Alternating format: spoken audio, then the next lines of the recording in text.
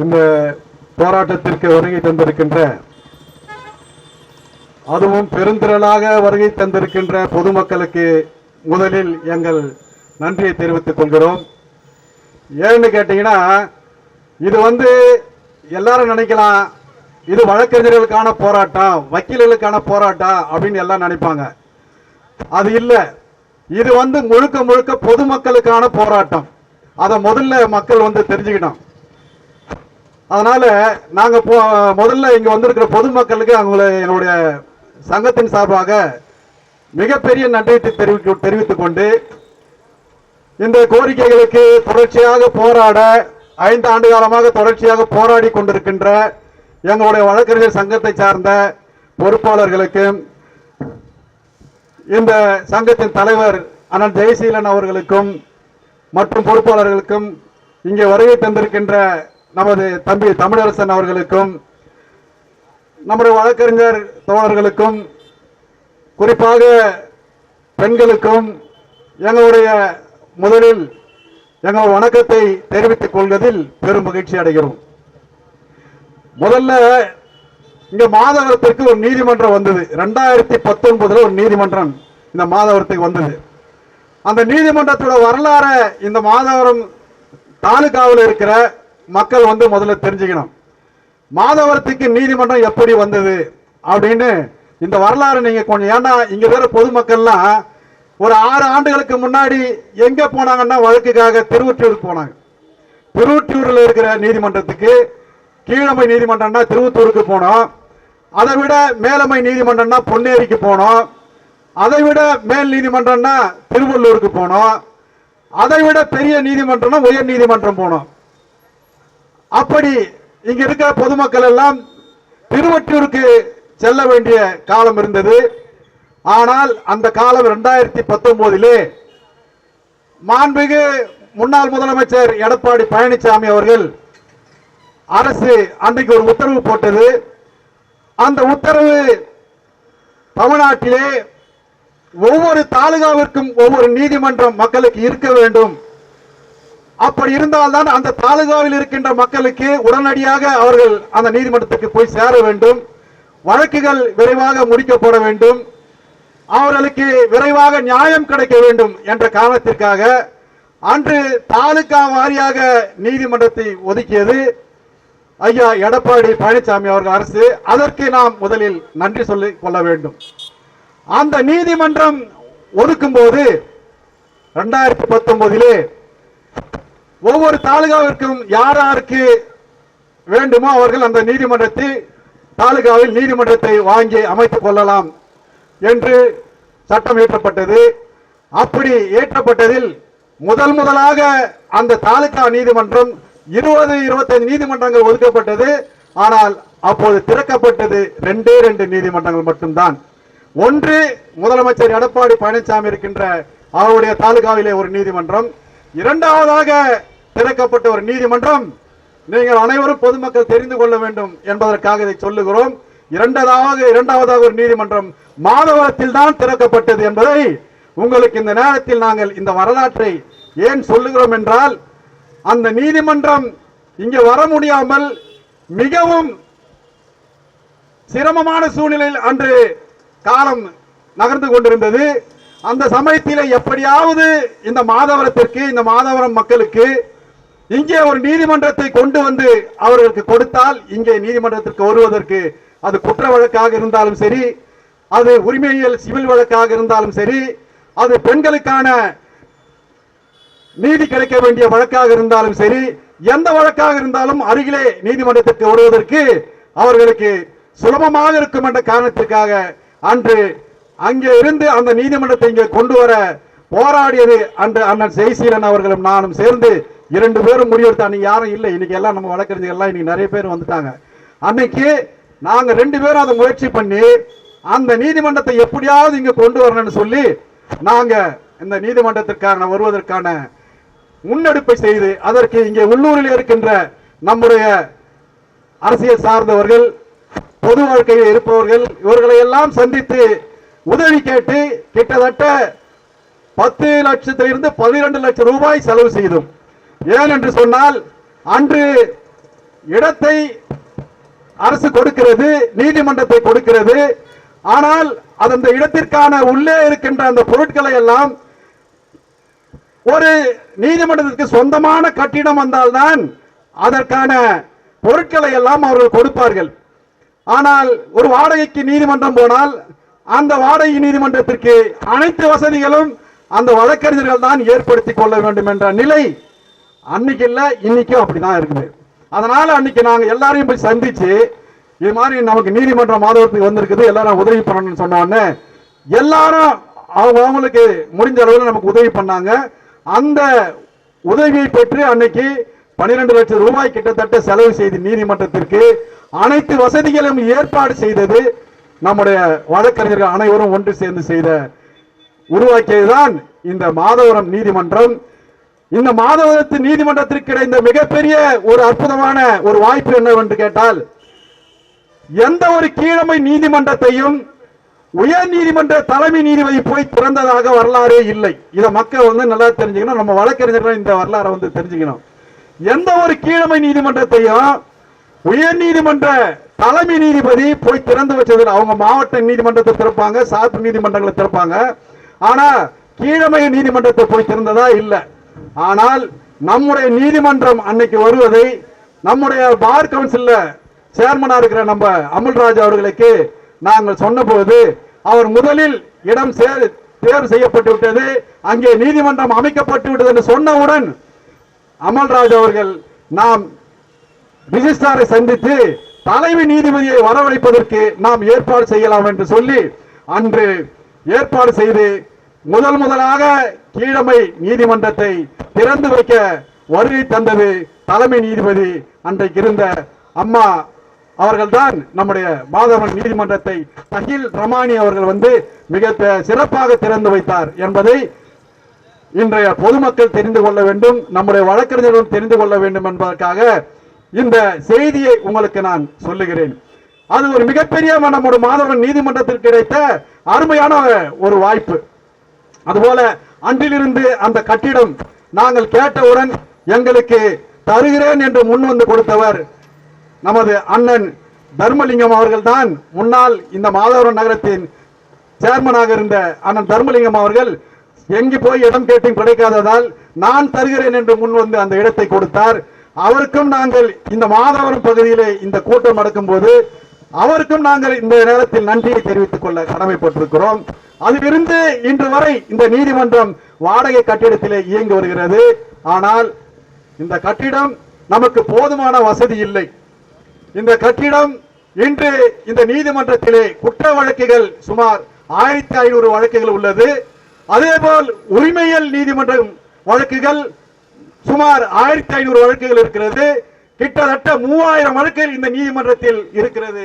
ஆனால் அந்த 3000 வழக்குகளை ஒரு நீதிபதி பார்க்க வேண்டும் என்றால் அது சரியானதாக இருக்காது, பார்க்க முடியாது என்பது வழக்கறிஞரான எங்களுக்கு நன்றாக தெரியும்.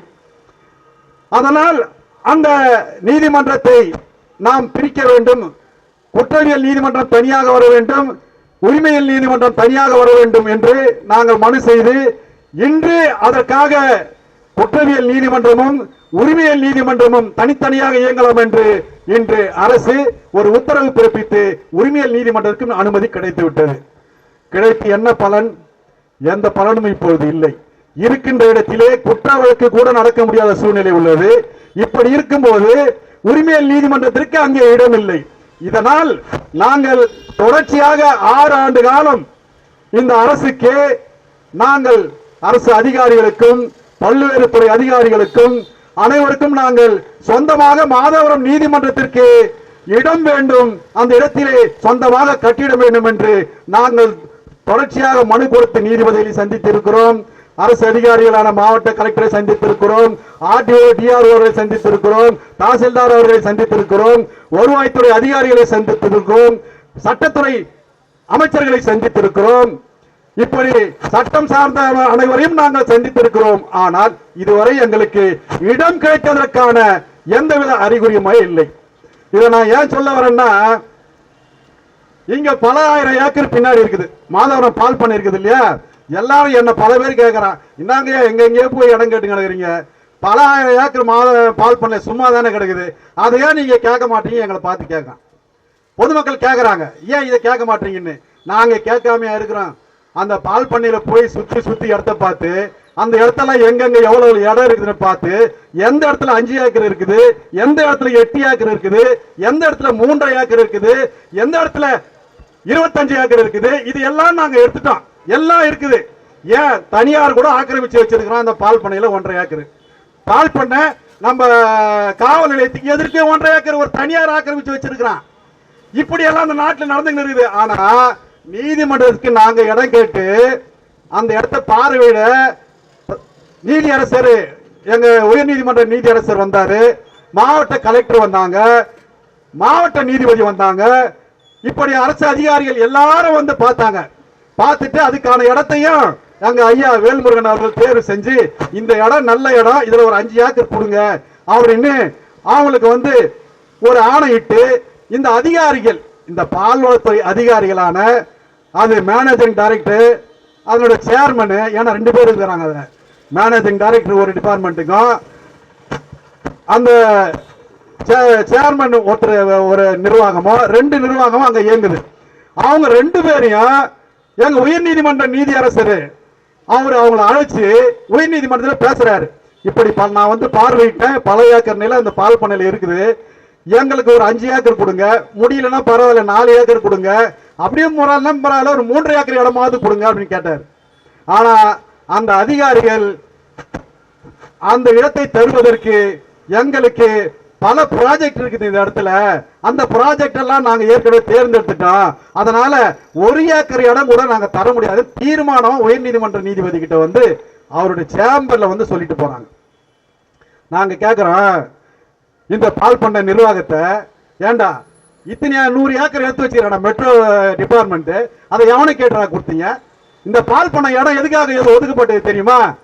இங்க வந்து பால் பண்ணையில மாடுகளை வளர்க்கணும், பால் உற்பத்தியை பெருக்கணும், பால் வளத்தை பெருக்கணும். இதுக்காக தான் அந்த இடத்த வந்து அன்னைக்கு வந்து ஐயா எங்க பாட்டன் காமராஜர் வந்து வாங்கி ஒதுக்கி வச்சாரு.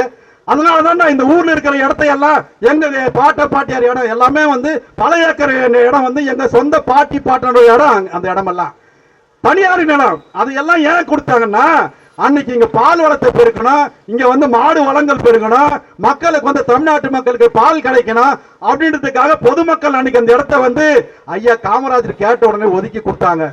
ஆனா இன்னைக்கு அந்த இடம் இந்த பால் பண்ணை டிபார்ட்மெண்ட்ல ஏதாவது மாடு இருக்குதா பாத்தீங்களா? ஒரு மாடு, ஒத்த மாடு ஏதாவது இருக்குதா பாத்துருக்கீங்களா? ஒத்த மாடு கிடையாது. ஒத்த மாடு இல்லாத எப்படிடா பால் வருது? நாங்க கேட்கிற இந்த பால் பண்ண நிர்வாகத்தை, பால் தானே நீங்க தமிழ்நாடு ஃபுல்லா சப்ளை பண்றீங்க, ஒத்த மாடு கிடையாதுடா, மாடு இல்லாம எப்படிடா பால் வருது? இந்த கேள்வியை நாங்க கேட்கணுமா இல்லையா? அந்த இடத்துல எவ்வளவு மாடு வளர்க்கலாம், எவ்வளவு மாடு வளர்த்தா நம்ம சொந்தமா பால் கிடைக்கும்? நீங்க கொடுக்கறது பாலாது, அது பால் இல்லடா, அது பால் பவுடர், பால் மாதிரி ஒரு பொருள். அது குடிச்சா ஒரு சத்து அதுல கிடைக்காது, வெறும் பால் பவுடர். நான் இன்னைக்கு வந்து சத்தியம் மட்டும் சொல்றேன், எவனாவது அதை வந்து பால் மாட்டு பால் சொல்லுங்க பார்க்கலாம், ஒரு பாயிலும் சொல்ல முடியாது.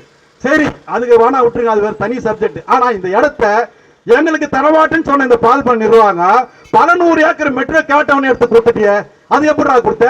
நீதிமன்ற துறைக்கு கொடுக்க மாட்டேன், 5 ஏக்கர் கொடுக்க மாட்டேன், ஆனா பல 100 ஏக்கர் எடுத்து கொடுத்தான் இந்த அயோக்கிய பையன். அதை விடுங்க. இப்ப நாங்க கேட்டுக்கிட்டு இருக்கிறோம், இடத்தை கேட்டுக்கிட்டு இருக்கிறோம், ஒரு 5 ஏக்கர் கொடுறா அப்படின்னு கேட்கிறோம். ஆனா ஒரு 20 ஏக்கர் இடத்த இந்த ஐடி டிபார்ட்மெண்ட்டுக்கு ஒதுக்குறான். எவ்வளவு இடம்? 20 ஏக்கர் இடத்த வந்து ஐடி டிபார்ட்மெண்ட்டுக்கு ஒதுக்குறான். அது ஏன்டா ஒதுக்குற? யார் அப்ப விட்டு இடம்? பால் பண்ணைக்கு சொந்தமான இடம் ஐடி டிபார்ட்மெண்ட்டுக்கு எப்படிடா கொடுக்குற? பரதேசி பயில பால் பண்ண நிர்வாகமே எப்படிடா கொடுக்குற? 20 ஏக்கர் இடம் ஐடி டிபார்ட்மெண்ட்டுக்கு எப்படி கொடுக்குற? நீதிமன்ற துறைக்கு கொடுக்க மாட்டேன், ஆனா ஐடி டிபார்ட்மெண்ட்டுக்கு கொடுப்பேன். ஏன் கொடுக்குற? அங்க பல கோடி ரூபாய் உங்களுக்கு கட்டிங் கிடைக்குமா? காரணம் இதான்டா, நீதிமன்றத்துக்கு கொடுத்தா உங்களுக்கு ஒரு நயா பைசா கட்டிங் கிடைக்காது, ஆனா இது வேற டிபார்ட்மெண்ட் கொடுத்தா உங்களுக்கு கட்டிங் கிடைக்கும். அதனால நீதித்துறையை எந்த காலத்திலும் மதிக்காத இந்த அரசு அதிகாரிகள் ஒரு 5 ஏக்கர் இடத்தை கொடுக்க முடியாம 20 ஏக்கர் ஐடி டிபார்ட்மெண்ட் கொடுக்குறான். இதை நாங்க கேட்கணுமா இல்லையா? இந்த இடத்துல ஒரு வழக்கறிஞர் நாங்க கூட கேட்கலாம், வேற யாரா கேட்பான்? சரி கொடுங்க, இவன் காரி முஞ்சவனுங்க இந்த பால் பண்ண நிர்வாகம் தரமாட்டானுங்க. அதை விட்டுட்டு நாங்க இந்த பக்கம் போனோம்.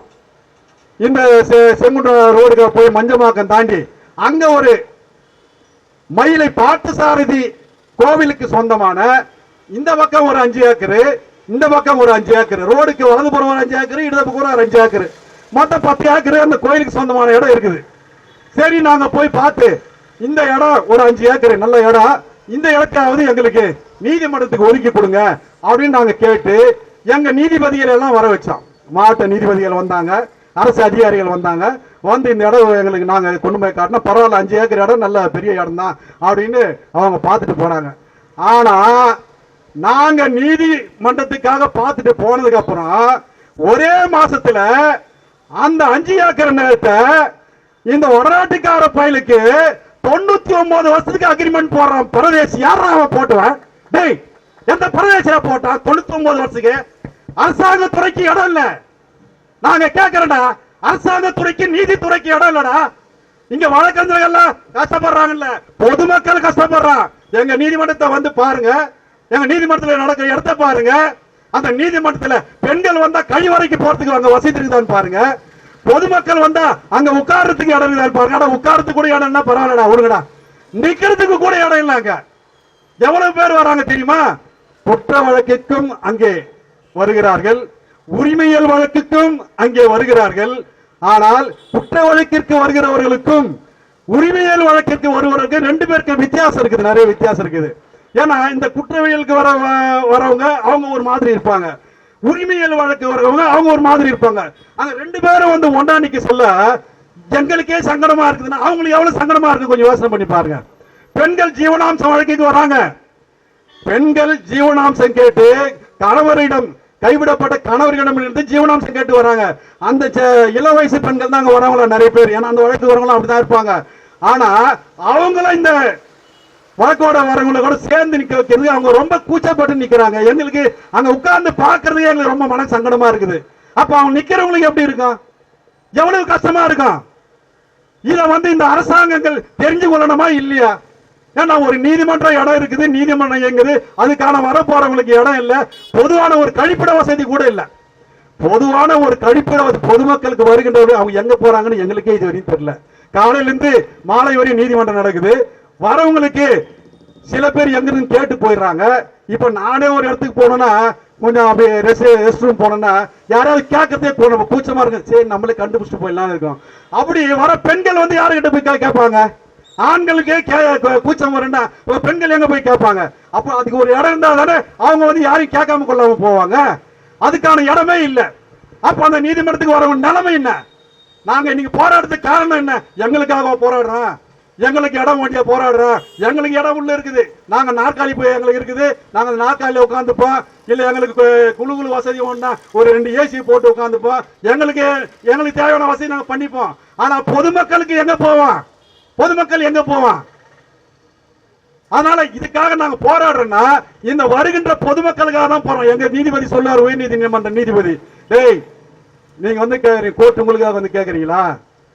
கோர்ட் நீதிமன்றது வக்கீலுக்காக நீதி இடமா? அது வழக்கறிஞர்களுக்கான நீதிமன்றம் இல்ல, அந்த நீதிமன்றம் பொதுமக்களுக்கானது, வருகின்ற வழக்காடிகளுக்கானது.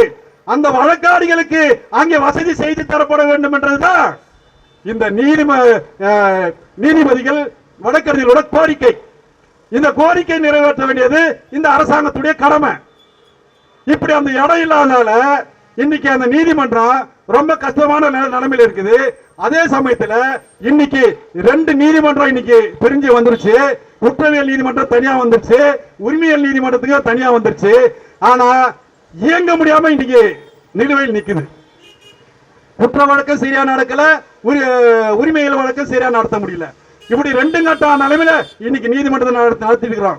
சரி, இவனுக்கு அரசாங்க இடம் தான் நான் சொன்னேன்ல, பால் பண்ண அந்த பரதேசி தரமாட்டேன்ட்டான். என்ன இந்த அயோக்கிய பையன் 99 வருஷம் அக்ரிமெண்ட் போட்டான். எவனுக்கு போட்டான் பாருங்க. அதோட எனக்கு வைத்தறிச்சல் என்னன்னா, ஆனா போட்ட பரதேசிய இங்க இருக்கிற தமிழ் எவனா போட்டேன்னா பரவாயில்லடா, வடநாட்டுக்கார பயிலுக்கு 99 வருஷம் போடுறா, எவன் வீட்டு முன்னாடா போட்டீங்க? இது எனக்கு வர கோபத்து மூலம் எதை வச்சு அடிக்கணும்னே தெரியலடா. காலில் இருக்கிறத வச்சு கைட்டு அடிக்கணும் போலதான் தெரியுது. ஆனா அடிக்க முடியல, எவனை அடிக்கிறதுன்னு புரியல. 99 வருஷம் கையெழுத்து போட்ட பரதேசி நாய் எவன்னு தெரியல. வடநாட்டுக்கார பயிலுக்கு போறியாடா நீ? நாதாரி பயல்களை உங்களை எப்படியெல்லாம் கேட்கறதுடா? கேடுகட்ட பயல்களான்னு கேட்கறதா? திருட்டு அயோக்கிய பயல்னு கேட்கறதா? கோடி கோடியா நீங்க சம்பாதிக்கிறது கொள்ளையடிக்கிறதுக்கு இந்த அரசாங்க நிலங்களை அரசாங்கத்துக்கு கொடுக்காம தனியாருக்கு தாரை வார்த்தை கொடுக்கறது என்னன்னா சொல்றது உங்களை? சரி இதை விடுங்க. இப்ப இருக்கிற நிலைமை முன்னாடி பாத்தீங்கன்னா இது ஒரு பெரிய கேலி கூத்து. நாங்க இதெல்லாம் விட்டுட்டோம். சரி திருட்டு பயிலுங்க ஐயோக்கிய பயிலுங்க எல்லாம் ஏதோ பண்றான் அப்படின்னு அதை விட்டுட்டு இன்னொரு இடத்துக்கு போனோம். இன்னொரு இடம் நம்ம சிம்சன் கம்பெனிக்கு சொந்தமானது. இங்க நம்ம செல் பெட்ரோல் பங்க் எதிரில் சிம்சன் கம்பெனி இருக்குது. அதாவது பழைய ஏக்கர் இடம் வந்து அவருக்கு அந்த காலத்துல வெள்ளக்கார காலத்துல கிட்டத்தட்ட பழைய ஏக்கர் இடங்க வந்து அந்த சிம்சன் குரூப் அமால் காம்பேஷன் கம்பெனிக்கு கொடுத்துருக்கிறான். அவரு அந்த 99 வருஷம் அக்ரிமெண்ட்ல இவ்வளவு நாள் அங்க நிர்வாகம் நடந்து வருது, கம்பெனி நடந்து வருது. அங்க போய் கேட்கும்போது இவ்வளவு இடம் வந்து அது உள்ள காலியா இருக்குது, அதனால இங்க எங்கன்னா ஒரு இடம் நமக்கு கிடைச்சா கூட போதும், நம்ம வந்து சந்தோ பொந்தோ ஒரு இடம் இருந்தா நல்லா இருக்கணும் அங்க போய் கேட்கிறோம். கேட்ட உடனே அந்த இடத்துக்கு சொந்தக்காரர் புண்ணியமா பாருங்க, நாட்டுல புண்ணியமா அவரு நல்ல மனுஷன். ஏங்க எங்கிட்ட அரசாங்க நிலங்க இருக்குதுங்க, இருந்தாலும் எனக்கு சொந்தமா 3 ஏக்கர் நிலம், என் சொந்த இடம் பட்டா இடம் நிலம் உங்களுக்கு நீதிமன்றத்துக்கு தரேன் அப்படின்னு அந்த புண்ணியம் 3 ஏக்கர் இடம் 3 ஏக்கர் 60 சென்ட் கொடுக்குறேன்னு சொன்னாரு. அந்த இடம் நாங்க போய் பார்த்தோம். எங்க நீதிபதிகள் வந்து பார்த்தாங்க, அரசு அதிகாரிகள் வந்து பார்த்தாங்க, கலெக்டருடைய கீழே இருக்கிற டிஆர்ஓ அவங்களும் வந்து பார்த்தாங்க. கூட்டமை பார்த்தோம், அந்த இடத்த நாங்களும் பார்த்தோம். பரவாயில்ல, இடம் நல்லா இருக்குது, எந்த விதமான டிஸ்டர்பன்ஸும் இல்லை, போக்குவரத்துக்கு சத்தம் எதுவும் இல்லை, அமைதியான சூழ்நிலை நீதிமன்றம் நடத்துறதுக்கான நல்ல உகந்த இடமா அந்த இடம் இருக்குது.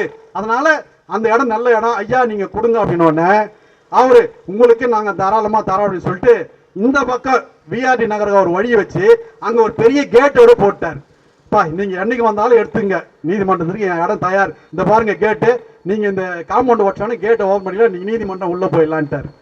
எங்களுக்கு மிகப்பெரிய சந்தோஷம். ஆஹா புண்ணியவா நமக்கு கோர்ட்டுக்கு இடம் கொடுத்துருக்கிறாரு, நாம வந்து இனிமேல் நீதிமன்றம் நமக்கு அங்க போயிடும், பொதுமக்கள்லாம் கஷ்டம் இல்லாம வந்துருவாங்க, நமக்கு போக்குவரத்து வசதி பக்கத்துல நல்லா இருக்குது, எல்லாம் உணவு வசதி எல்லா வசதியும் எல்லாம் இருக்குது, நல்ல இடத்துல கிடைச்சிருக்குதுன்னு நாம சந்தோஷமா இருந்தோம்.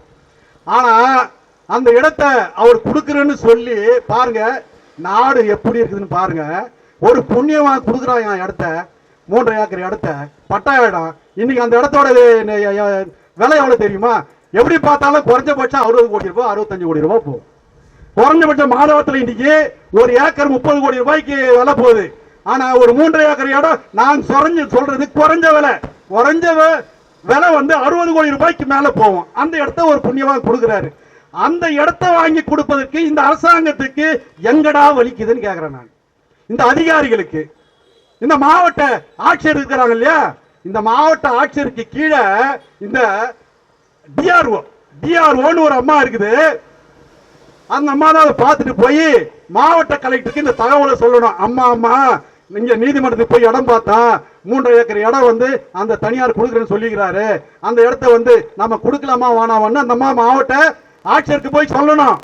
ஆனா நாங்க 4 மாசம் வரையும் காத்துக்கிட்டு இருக்கிறோம். இந்த அம்மா போய் சொல்லியிருப்பாங்க, எப்படி இடத்த நம்மளுக்கு வந்து அலர்ட் பண்ணிட்டு இருப்பாங்க, நீதிமன்றம் வரப்போது அதுக்கான உத்தரவு வரப்போகுதுன்னு 4 மாசமா நாங்க காத்துக்கிட்டு இருக்கிறோம். ஒரு உத்தரவும் வரல, ஒரு இழவும் வரல.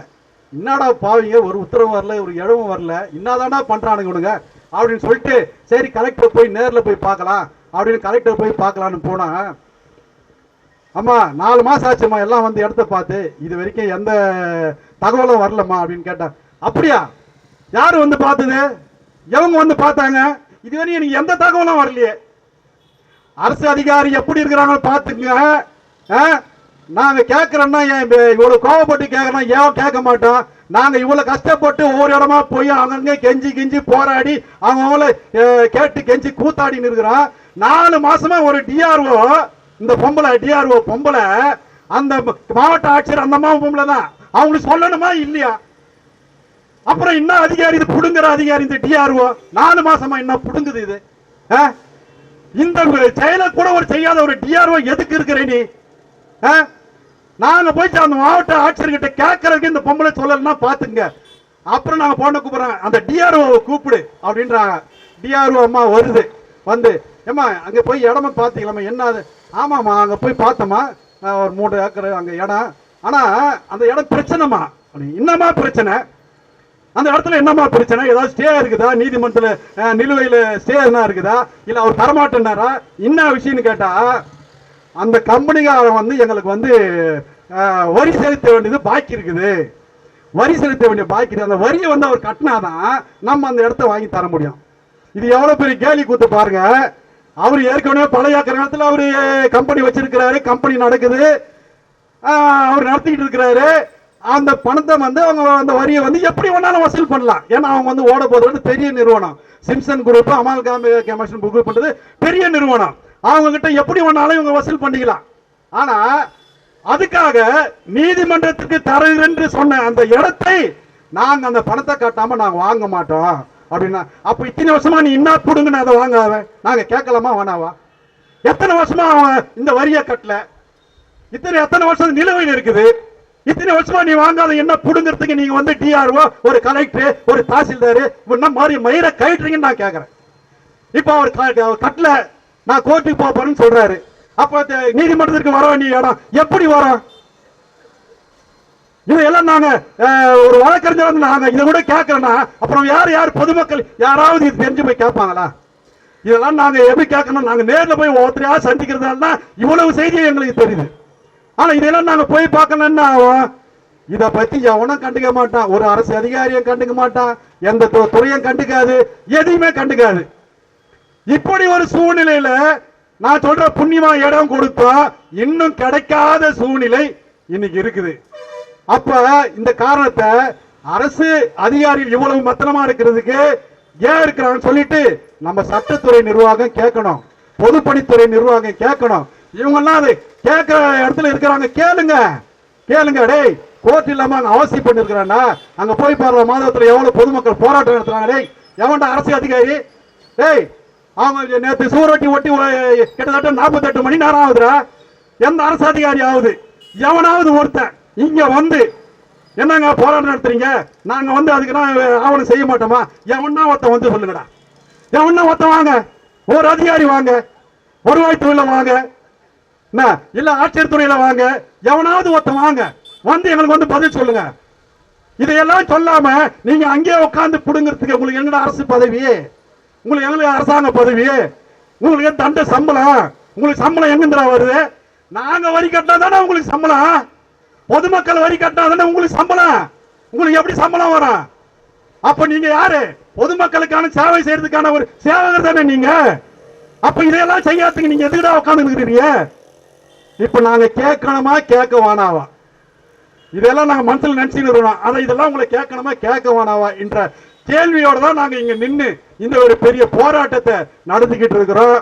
இந்த போராட்டத்துக்கு பொதுமக்கள் ஆகிய இந்த பகுதி வாழ் மக்கள் நாங்க இவ்வளவு நேரம் போராடுது கத்துறது எல்லாம் எங்களுக்காக நீங்க நினைச்சீங்கன்னா அது வந்து நீங்க அதை புரிஞ்சுக்கலன்னு அர்த்தம். எங்களுக்கான போராட்டமே இல்லை. அங்க வந்து கஷ்டப்பட போறது பொதுமக்கள் தான். நீங்க வழக்கு போட்டீங்கன்னா உங்க வழக்கு நீண்ட காலமா முடியாம இருக்குதுன்னா அதுக்கு காரணம் அங்க இட வசதி இல்ல, நீதிமன்ற வசதி இல்ல, நீதிபதிகள் போதுமான நீதிபதிகள் வசதி இல்ல என்றத பொதுமக்களுக்கான இந்த போராட்டமா தான் உங்களுக்கான போராட்டமா நாங்க முன்னெடுக்கிறோம். ஏன்னா ஒரு நாளும் வராங்க, உரிமையியல் வழக்குக்கு வராங்க. யோ, நான் வழக்கு தாக்கல் பண்ணி 5 வருஷம் ஆகுதியா, இன்னும் விசாரணைக்கே வரலையான்றான். அங்க வந்து ஒருத்தன் யூடியூப்ல போட்டு போறான், யோ இந்த கோர்ட்டுக்கு நான் வரதை விட எங்க போய் தூக்கு மாட்டி செத்து போலான்னு சொல்லிட்டு போறான். அப்ப இந்த அளவுல தான் இங்க நீதிமன்றம் நடக்குது. இதுக்காக தான் நாங்க கத்திக்கிட்டு இருக்கிறோம், இதுக்காக தான் நாங்க போராடி இருக்கிறோம். எவ்வளவோ போராட்டம் போறோம், இதுவும் ஒரு போராட்டம். அதனால அன்பான பொதுமக்கள், இது உங்களுக்கான போராட்டம், உங்கள் நீதிமன்றம் வருவதற்கான, நீங்க அங்க வந்தா அந்த இட வசதி உங்களுக்காக நல்லா இருக்கணும் அப்படின்றதுக்கான போராட்டம். அதனால நீங்களும் வழக்கறிஞர் தான் போராடுறாங்கன்னு நினைச்சு வழக்கறிஞருக்கான போராட்டம் நீங்க நினைச்சுக்காதீங்க, உங்களுக்கான போராட்டம் நினைச்சு எங்களுக்கு நீங்கள் உதவி புரியணும். அதே போல இந்த போராட்டத்தை உற்று நோக்கி கொண்டிருக்கின்ற, வெளியிலிருந்து உட்கார்ந்து கொண்டிருக்கின்ற அதிகாரிகள் உடனடியாக நடவடிக்கை எடுத்து எங்க நீதித்துறைக்கு, உயர்நீதிமன்ற நீதித்துறை இருக்குது, கட்டிட குழு இருக்குது, அதுக்கு பல துறை இருக்குது, அவங்களுக்கு நீங்க உடனே இந்த இடத்தை கண்டுபிடிச்சு நீங்க கொடுக்கணும். ஆனா இதெல்லாம் பண்ண பார்த்தா இந்த அரசு அதிகாரி என்னன்னு தெரியல. இந்த நகராட்சி நிர்வாகம் ஒருத்தர் இருக்கிறான், நாங்க கஷ்டப்பட்டு ஏதோ 5-10 போட்டு இந்த சோரோட்டி அடிச்சு நேற்று ஃபுல்லா சோரோட்டி ஒட்டு வரோம். இன்னைக்கு போய் பார்த்தா எல்லா சோரோட்டியும் கீச்சு வச்சிருக்கிறான். போட்டு அனுக்கிற சோரோட்டி மட்டும் தான் இருக்குது. ஏன்னா உதைப்புன்னு தெரியுமா தெரியல. சுத்தி எங்கெங்க ஓட்டணுமோ எல்லா சோரோட்டியும் கீச்சிட்டான். ஏண்டா டே கார்பரேஷன் வச்சிருக்கீங்களா? ஏன்னா படிச்சவனோட வச்சிருக்கீங்க நீங்க. ஏன்னா ஒரு கூட தெரியாதவனோட வச்சிருக்கிறீங்க. போராட்டம் இன்னைக்கு போராட்டம்டா. காலையில 10 மணிலிருந்து 1 மணி வரையும் போராட்டம்டா. நாங்க அறிவிச்சிருக்கிறது ஒட்டி இருக்குது. காலையில வெடிகால பார்த்தா ஒரு சோரோட்டியும் காணாண்டா. எல்லாம் டாட்டாரா கீச்சு வச்சிருக்கிறான். யாரு கீப்பான்? இந்த கார்பரேஷன் பரதேசி தான் கீப்பான். இந்த கார்பரேஷன் பரதேசி படிச்சிருக்கிறானா இல்ல படிக்காத முண்டத்துலாம் ஏன்டா வேலை வைக்கிற? ஒரு 8வது படிச்சிருக்கணும் தானே இப்ப சட்டமே போட்டிருக்குது. குறைஞ்சபட்சம் 8வது படிச்சிருக்கணும் அப்படின்னு. எதையுமே படிக்காத முண்டத்தை வச்சிருக்கா இல்ல நீ விட்டு எல்லாத்தையும் கீச்சிருங்கன்னு உத்தரவு போட்டேன்றது எனக்கு தெரியல. இன்னைக்கு எந்த இடத்த போய் பார்த்தாலும் ஒட்டின சோரோட்டி எங்கேயும் காணும். இங்க பக்கத்தில் இருக்கிற சோரோட்டி மட்டும்தான் இருக்கு. இப்படி ஒரு கேவலமான சூழ்நிலை இங்க நிலவி கொண்டிருக்கிறது. இந்த கேவலமான சூழ்நிலையிலிருந்து மக்கள் தங்களை காப்பாத்திக்கணும்னா நீங்க எங்களோட சேர்ந்து எங்க வழக்கறிஞரோட சேர்ந்து நீங்க உறுதுணையா நில்லுங்க. இந்த போராட்டத்தை நாங்க வென்றெடுப்போம். எப்படியோ வென்றெடுப்போம். ஏன்னா 6 வருஷமா போராடுறோம். இன்னும் எத்தனை வருஷமானாலும் நாங்க இதை விட்டுட்டு போக மாட்டோம். எந்த நீதிமன்றத்திற்கு சொந்தமாக இடம் வரும் வரை, சொந்தமாக கட்டிடம் வரும் வரை எங்கள் நீதிமன்றத்திற்கு இருக்கின்ற வழக்கறிஞர்கள், எங்கள் பெண் வழக்கறிஞர்கள், இளம் வழக்கறிஞர்கள், மூத்த வழக்கறிஞர்கள் எல்லாரும் நீதிமன்றம் வர வரையும் நாங்க போராடிக்கிட்டு தான் இருப்போம். இன்னைக்கு ஒரு நாள் மட்டும் இந்த போராட்டம் இல்ல. இது கிடைக்கலன்னா இது தொடர் போராட்டமா இருக்கும். தொடர் போராட்டம் மட்டும் இல்ல, அடுத்தது நாங்க ரோட்ல வந்து உட்காந்து சாலை மறியல் போராட்டம் நடத்துவோம். சாலை மறியல் போராட்டம் நடத்துற அளவுக்கு நீங்க வச்சுக்க மாட்டீங்கன்னு நினைக்கிறேன். அதனால அதுக்கு முன்னாடி நாங்க சாலை மறியல் பண்றதுக்கு முன்னாடி எங்களுக்கு மரியாதையா சொல்றோம், எங்களை இடத்த ஒதுக்கி கொடுத்துருங்க. போய் உங்க பதில எங்க நீதிமன்றத்தில் போய் உயர் நீதிமன்றத்தில் எங்களுக்கு உடனடியா சொல்லுங்கன்னு இந்த நேரத்தில் நான் இதையெல்லாம் பதிவு செய்து எனக்கு வாய்ப்பளித்த அனைத்து உள்ளங்களுக்கும் நன்றி சொல்லி விடைபெறுகிறேன். நன்றி, வணக்கம்.